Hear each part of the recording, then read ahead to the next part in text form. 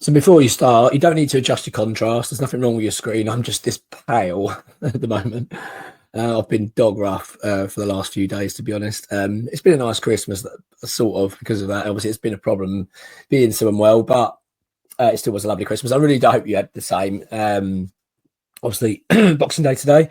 By the way, there's going to be a fair bit of coughing in this and clearing my throat, so I do apologise in advance. I'm not going to try to let it hamper the video too much. If it gets out of control, I'll cut it out. But it hopefully coming to the tail end of this bit of a nasty chest infection I've had.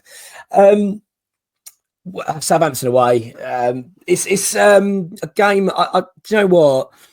I feel like this game and going into it epitomises the season so far, right? We're playing a team at the bottom of the league on 6 points after 17 matches, and I'm not confident. It's a ridiculous situation. I feel the club have put themselves in this season. It's such a drab season so far. I really wish it would turn and we could have something to look forward to and be a bit optimistic about. I'm really struggling at the moment. But before we go into West Ham, let's talk about Southampton. They've changed their manager. I really like Russell Martin. I really do. But I will say, I think he was a bit naive coming into the Premier League with this kind of, this is the way we play, regardless. I don't want to change my philosophy. Don't get me wrong, some ways it's commendable. I do kind of understand, you can admire that kind of approach at times, but then there's also that naivety to it. Do you know what I mean? You're looking at him thinking, well, really, did you honestly think that playing this way against these sort of teams is going to yield you points? You know, you need to be smarter. At the end of the day, Southampton, they're not a club that's come up and we're expected to go straight back down in a sense, because they are pretty much a Premier League club in a way. You know, Southampton have been around a fair few years in the top flight. So I do find it hard to sort of where I sit with Russell Martin, really, because I feel like saying, well, really, you know, you look at their squad, it's not a bad squad. It's okay. I mean, it's not a Premier League side that's going to do really well or anything like that. But I just feel like with the squad he had available, if he just shifted a few things and maybe tried to make it a bit harder for teams, he might have been okay. But unfortunately, the philosophy of his football worked really well with the Championship. But because you come up to the Premier League, it's just a different world. The levels are so much higher, and it's just very unforgiving. And I feel like the fact he was just so adamant of sticking to his philosophy just cost him his job in the end, unfortunately. But I really like him. I really do. I don't think he leaves under a cloud or it hampers his reputation at all. I feel like it just felt a little bit naive at times. He could have just gone into certain games and gone, look, we're going to have to shut up shop here and really try and grind out a point where we can, or try and nick a game. I think you do need to do that. Much like a David Moyes-esque approach. I feel like you need that sometimes in games. And when we've experienced it under Moyes, didn't we? That cautious first approach, but it yields points. It got us into Europe at times. You know, you got to be careful. So I just feel like that's what's cost Russell Martin his job, which is a shame because I do like him. But I am confused about their appointment. Is it Ivan Juric? I don't know much about him in terms of never really, you know, before his appointment. I found it a little bit out of the blue. And I thought when I saw the appointment, I thought, I'll look into him. I'm sure I'm going to see this kind of like, oh, yeah, he's won titles here. He's done this, he's done that. Oh, you can see why he's done it. I'm not really sure. I'm struggling to see why he's been appointed. I'm going to be honest. If I'm a Southampton fan, if there's a Southampton fan watching this, then I do apologise. But you know, for saying this, but I'm worried for you really, because I don't see anything there from him that suggests that he's going to get Southampton playing well and get him out of this relegation fight at all, because his reputation is pretty bad. I mean, he got sacked by Roma with his previous job. They really didn't like him at all. He just seems to have had issues where he's been at one club 3 times. He kept getting sacked.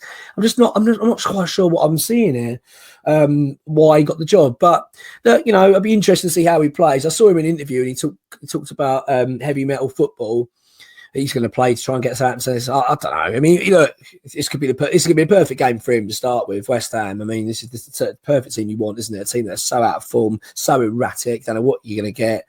No identity. A coach that's just clearly out of his depth or not quite at it. Players that don't seem to be quite there. A team that's very disjointed. He's got a perfect opportunity here. But But that being said, I mean, bloody if West Ham can't raise the game for this, God knows. Regardless of the appointment, regardless of any changes at Southampton, I still think they're getting relegated this season. I can't see any other way around it. They're just too far behind. 6 points at this time of the year is just no good. They ain't going to muster up another 34 points between now and the end of the season. I just don't understand how that's going to happen. So, yeah, very, very, very disappointing, I think, Southampton this season. It's a shame. I'm a bit disappointed with them. I was expecting a little bit more, but even Juric, I'm not happy with at all. Before I go to West Ham, Flynn Downs, I want to mention. I've watched Flynn Downs. I really like him. I've always loved Flynn Downs. I really loved him when he came to West Ham.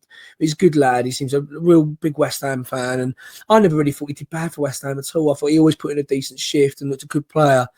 And I don't know why we got rid of him, really. I'm watching this season thinking, this is the sort of player we need in that midfield. I mean, let's be honest, who would you rather, Rodriguez or Downs? I mean, Downs, for me, wins it hands down every time. Hands Downs every time. It's a real shame to see him go. A great signing for Southampton.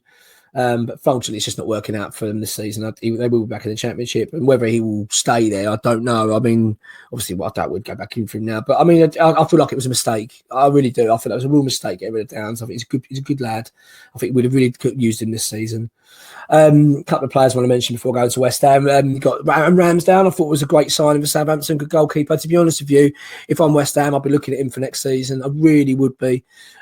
He's too good for the Championship, and we need a goalkeeper. And I really like Ramsdale. I think he's all right. But don't get me wrong, he makes the odd error, but he's got a great connection with the fans, and he's something about him I really like. I think he'd fit in well at West Ham. I really do. He would be top of my list at the moment for a goalkeeper. To be honest, in the summer, I think we'll be able to get him for a reasonable fee as well if Southampton go, which I'm expecting they will do. So, yeah, also Tyler Diblin, what a player. I mean, he's been linked with West Ham and Manchester United, a few others as well. Great midfielder. I'm really impressed with him, young lad, and yeah, he's got a massive future ahead of him. He certainly won't be staying at Southampton if they go down. He's far too good for him. It's on to West Ham. The joys of West Ham. Doing all right with the no coffee. I'm quite surprised. I thought this was going to be a disaster, but it's been all right. I'm surviving. If you can about hear me, that is. Let me tell you, hang on. Right. Lucas Paqueta. Lucas Paqueta's out, not playing. He's suspended. I mean, another example of our ridiculously bad discipline this season. So, but Soler comes back from his suspension, so he's back in, which is actually a big boost, actually, because I think Soler's been looking actually pretty decent. We're hearing reports that West Ham are looking to make that permanently, which I think's a good move. I think, actually, to be honest, I don't think it's right to be doing it now. To be honest, I'd rather wait until the end of the season. I think there's a lot of things to be wait and see how things pan out. I don't see Lopetegui being here for much longer. I want him bloody gone, as you well know, but. Of the fact Soler's being considered for a permanent position and permanent role at the club, I think that's sort of shows how well he's doing. I think he's actually starting to sort of fit in now a little bit. You know what I mean? He's looking all right. I mean, don't get me wrong, he's not been amazing and everything like that, but he's had some games where you thought, oh, he's looked better, and he's starting to make things tick a little bit, and I think gives us a little bit of balance in midfield. So yeah, I'm glad he's coming back in, and I'm too honest with you, I'm quite relieved to see the back of Paqueta today, just because I find him so erratic, as out of form. You don't really know what you're bloody getting with a fella. So yeah. Onto the defence, though, we've got Mavropanos is a doubt. I understand it. Tadibo should be coming in for him. I think Tadibo, I mean, I don't know what's going on with Tadibo, really. It seems all confusing, doesn't it? He's put out media saying, social media posts saying, don't believe all the stuff you read and all this kind of stuff. Well, about the stuff that's going on in the background. Obviously, he's had fallouts with the manager, fallouts with Mavropanos. So I'm not quite sure what to believe at the moment, really, with Tadibo. It's all a bit of a mess, isn't it? But there was, there's signs that he's sort of getting on better now with Lopetegui. I hope they're not just putting on a show, really. I'm hoping it's more genuine than I'm suspecting it maybe is. But I still rate Steve. I don't think he's a good player, but I expect he'll be starting today. This is a must-win game for West Ham. It's a must-win game for Lopetegui. I don't care about a new manager. I don't care anymore. Listen to these stupid, boring excuses from this head coach telling us, oh, it's a tough game. It's a tough environment. Really, really good side. No, they're not a good side. They're a crap Premier League side. They're on 6 points after 17 games. There's no more excuses. Get in there and bloody win this game of football. You've got nowhere to go now. we've had enough listening to the excuse after excuse from this head coach, and there are none today, as far as I'm concerned. You've got a pretty much full strength squad against a terrible side that's struggling to get anything out of games this season. So you've got nowhere to go. And if that's the case today, and we aren't able to raise our game and to beat a team like Southampton, then I'll tell you what, that's got to be the final nail in the coffin, as far as I'm concerned. So as far as I'm concerned, it's a must-win game for West Ham and for the head coach today. Because I think if we aren't able to get 3 points today, then my word, the pressure's going to be immense, considering the fact we've got Liverpool and then Man City after this. I'm going to give my team what I think, and then I'm going to give my score prediction. And I'd like you to do the same, actually, if you wouldn't mind. And by the way, Merry Christmas to everyone, by the way. If I didn't say it earlier properly, I really hope you've had a really good one. And I do really mean it. And I really appreciate all the support, by the way, for the channel. It's been so fantastic this year. It's been growing great, and it's been a long year. As we know, the football hasn't been great. It's been a tough old. We had a busy summer, of course. We had to report everything over the summer. It's been a busy season, but not for the right reasons, is it? So honestly, the fact you stay with us and support the channel, it means absolute world. So if you're not a subscriber, by the way, do subscribe. It takes 2 seconds to do so, and click that like button. It really does help us out as well. Right, onto my team. Lucas Fabianski in goal. I've been impressed with Fabianski this season. I really do. I think he's stepped in. He's done a really good job as a number one goalkeeper. I know he hasn't been perfect, and he isn't perfect, but he's you know what, he's been a wonderful servant for this football club. And I say we've been lucky to have him. Really, we really have. He's been a brilliant signing. We've brought him from Swansea. I mean, he's been excellent. So I'm really, really pleased with him. So he absolutely keeps his position. I don't see much of a future now for Areola, in all honesty. I certainly don't want one. I'd rather have, as I say, a Ramsdale for me would be the one I'd be going for in the summer. My back four are Soufal right back, and I'm going to put Aaron Wan-Bissaka at left. The reason for that is I just feel like we need a bit of balance. And I've been impressed with Soufal, actually, overall. I think when he's been called upon, he's been all right. I know he's not been wonderful, but I'd rather just stick with that today. I feel like we just get a bit. I just feel like a bit of balance there. I really do. I mean, Aaron Wan-Bissaka is obviously better on the right side than he is on the left, but I've been so disappointed with Emerson, and the fact that Paqueta isn't playing, I just feel like Emerson's probably going to put in a shitey performance if that's the case, because he just doesn't seem to play well without Paqueta being on the pitch. So I'm going to play Soufal in there at right back, Aaron Wan-Bissaka at left, and Todibo and Kilman as my centre back pairing. Alvarez and Souček in the midfield with Carlos Soler, and then I'm going to have Kudus out on the right, Somerville on the left, and I'm going to have Jared Bowen up front. I'm not playing Fulkrug for this game because I want to sell him in January. I don't want him getting injured, so I'd rather just get rid of him. I'd rather him not play anymore, to be honest with you. Kind of sick of the guy, really. I'm going to be honest. not maybe that sounds a bit harsh on him, but I feel like he's just constant moaning about the club and moaning about being in London, moaning about this, and I'm just sick of hearing it, bored of it.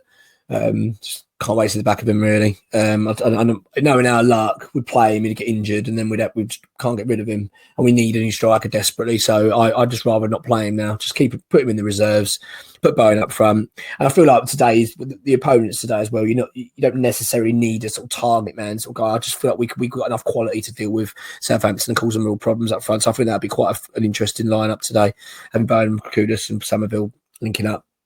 Prediction for the score. I'm really torn, actually, between a draw and a win, because I mean this is ridiculous, because this should be a comfortable win, really. On paper, you should be going West Ham should be comfortable in this game, and I do think we probably will. We probably will win it, and I'm going to say 2-1 to West Ham.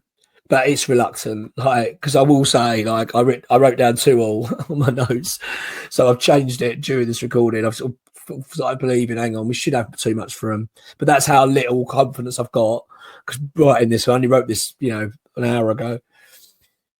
That's how little confidence I got in West Ham, because I was right after. I just don't think we're going to win this game. But I've sort of slightly changed, slightly shifted. Maybe it's the Christmas spirit. As you can tell, I'm full of that. I'm feeling really great. So yeah, I'm going to go for a 2-1 West Ham win. But that's certainly not a confident prediction. I hope it's have a good one. I hope we'll have a great day. Look, let's enjoy it as best as we can. Hopefully West Ham put a decent performance, give everyone a bit of a lift, but I'm not holding my breath. Come on, your minds.